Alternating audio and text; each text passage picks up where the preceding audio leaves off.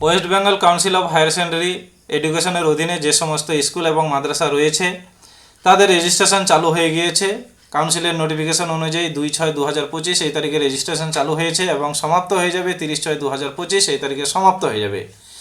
কিন্তু আপনারা এখনও রেজিস্ট্রেশন করতে পারেননি। আজকে তারিখ হচ্ছে 12/6/2025। কেন রেজিস্ট্রেশন করতে পারছেন না? এই বছরের সিস্টেমটা একটু আলাদা ধরনের হয়ে গেছে, আপনাদের একটা এরর কোড আসতেছে। তো কিভাবে রেজিস্ট্রেশনটা করবেন আপনাদেরকে আমি টোটাল পদ্ধতিটাই দেখাবো। এর জন্য আপনি কি করবেন, কাউন্সিলের ওয়েবসাইটে ঢুকে আপনি কি করবেন, আপনার যে ইউজার আইডি এবং পাসওয়ার্ড রয়েছে সেটা দিয়ে লগ ইন করে নেবেন। লগ ইন করার পর ফর্মসে যাবেন। ফর্মসে গিয়ে স্কুল অ্যাপ্লিকেশন ক্লিক করা মাত্র এতগুলো অপশন ওপেন হয়ে গেল। এর আগের বছরগুলিতে আমরা কি করতাম, এইচএস রেজিস্ট্রেশন ফর্ম এখানে ক্লিক করতাম।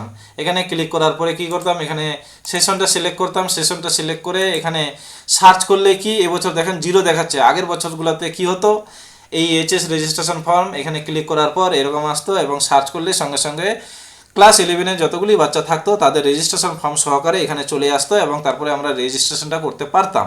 কিন্তু গত বছর থেকে নিয়ম চেঞ্জ করে দিয়েছে। এখানে কি করতে হবে, আপনাকে ইম্পোর্ট বাংলা শিক্ষা ডেটা এখানে ক্লিক করতে হবে। আমি ক্লিক করে নিলাম।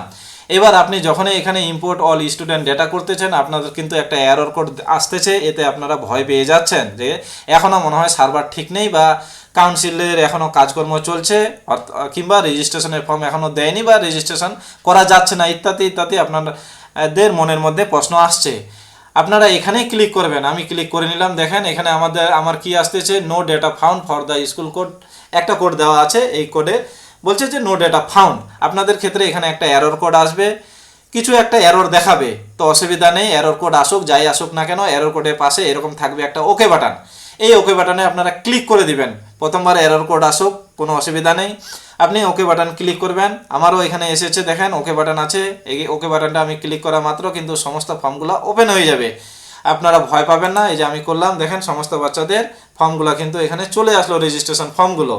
এবার আমি যে বাচ্চাটা রেজিস্ট্রেশন ফর্ম এখানে সাবমিট করতে চাই, করতে পারবো কি করে, যে দেখেন আমি এই বাচ্চাটার করতে চাইছি, তাহলে এখানে রেজিস্টার এই অপশানে ক্লিক করব। ক্লিক করা মাত্র এই বাচ্চাটার ফর্মটা ওপেন হয়ে গেল। এর সমস্ত কিছু যদি ঠিকঠাক থাকে তাহলে এখানে চেকমার্ক দিবেন। যদি মনে করেন যে ভুল আছে তাহলে কি করবেন, বাংলা শিক্ষা পোর্টালে গিয়ে আপনি ঠিক করে নেবেন। ঠিক করে নিয়ে আবার ইম্পোর্ট বাংলা শিক্ষার ডেটা এখানে ক্লিক করবেন। ক্লিক করে আবার ইম্পোর্ট করে নিয়ে তারপরেই ফর্মটা ওপেন করবেন, তাহলে সব কারেকশন হয়ে যাবে। আমি ধরে নিচ্ছি সমস্ত কিছু ঠিক রয়েছে। তাহলে অল স্টুডেন্ট ইনফরমেশন আর কারেক্ট, এটা চেক মার্কটা দিলেই এই অপশনটা চলে আসবে। নেক্সট স্টেপ এখানে ক্লিক করে নিলাম। নেক্সট স্টেপ আমার খুলে গেল।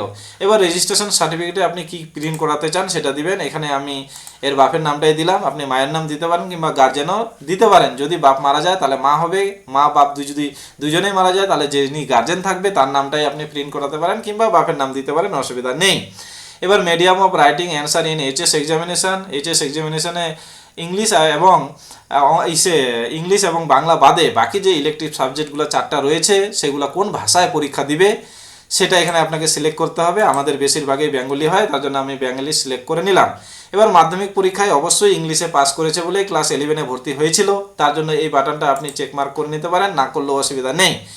আপনার যদি কোনো বাচ্চা পশ্চিমবঙ্গের বাইরের রাজ্য থেকে পড়াশোনা করে এসে আপনার প্রতিষ্ঠানে ভর্তি হয় তাহলে এটা আপনার ক্ষেত্রে ইয়েস হবে। যদি আমাদের পশ্চিমবঙ্গের এই বাচ্চা হয় এবং পশ্চিমবঙ্গের আন্ডারে কোনো বোর্ডে পড়াশোনা করে, সেটা অবশ্যই আপনার গিয়ে ওয়েস্ট বেঙ্গল যেটা স্কুল বোর্ড আছে ওই কিংবা মাদ্রাসা বোর্ড আছে, সেক্ষেত্রে আপনি এখানে নো করে নেবেন। এবার কোন বোর্ডের অধীনে পড়াশোনা করেছে সেটা আপনি দিবেন। এখানে আমি মাদ্রাসার এই ছাত্রইনি মাদ্রাসার, তার জন্য আমি এখানে WBBME করলাম। এবার মাধ্যমিক পরীক্ষা এর ফার্স্ট ল্যাঙ্গুয়েজ ছিল বেঙ্গলি, তার জন্য আমি সেটাই বসালাম। সেকেন্ড ল্যাঙ্গুয়েজ ছিল ইংলিশ।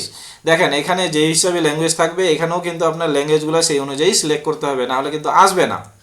এবার কি এই দুটো হয়ে গেল। এবার মাধ্যমিকে ম্যাথে কত পেয়েছে সেটা বসাতে হবে। আমি সাপোজ এখানে বসালাম 26 ম্যাথে পেয়েছে। এবার এখানে 41 বসালাম ফিজিক্যাল সায়েন্সে, লাইফ সায়েন্সে বসাই দিচ্ছি 27। যদিও এই নাম্বারগুলো ঠিক নয়, আমি সুবিধার্থে বসাচ্ছি আপনাদেরকে দেখানোর জন্য। এই রোল নাম্বারটা দিচ্ছি এখানে, মাধ্যমিকের রোল নাম্বার 0207। সাপোজ এটা একটা নাম্বার বসালাম আমি। ইয়ার অফ পাসিংটা আপনি বসাই নেবেন, অবশ্যই 2025 হবে। এই বছরে যদি পাস করে থাকে, কেন যে একটা বাচ্চা মাধ্যমিক পাস করার পর 3 বছর পর্যন্ত ও ক্লাস 11-এ ভর্তি হতে থাকে, তাহলে 25ও হতে পারে, 24ও হতে পারে, কিংবা ক্লাস 2023ও হতে পারে।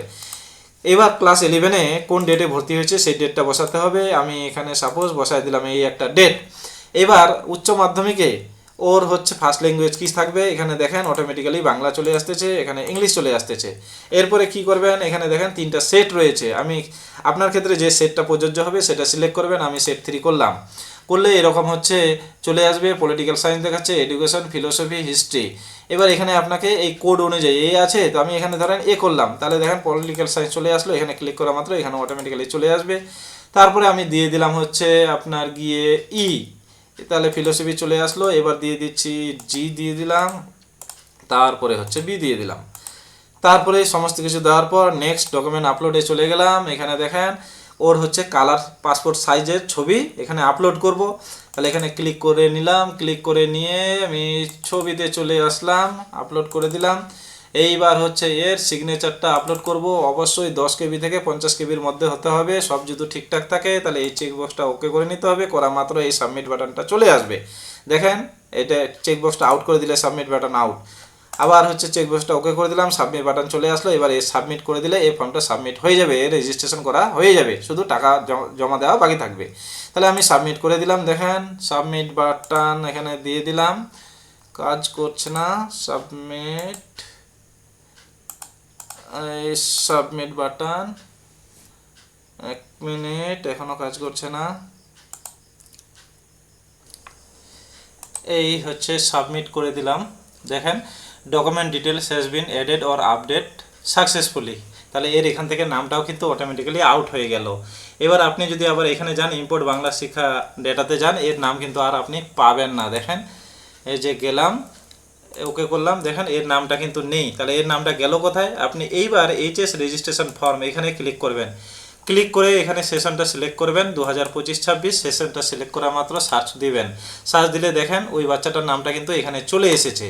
এবার আপনার যদি মনে হয় এই বাচ্চাটার নাম ভুল রয়েছে বা কোনো কিছু সঠিক নয়, ভুল করে ফর্মটা ফিল আপ করে দিয়েছেন রেজিস্ট্রেশন ফর্মটা, তাহলে আপনি এখানে ক্লিক করবেন, ফর্মটা ডিলিট হয়ে যাবে। ডিলিট হয়ে গেলেই কিন্তু এই লিস্ট থেকে আউট হয়ে যাবে।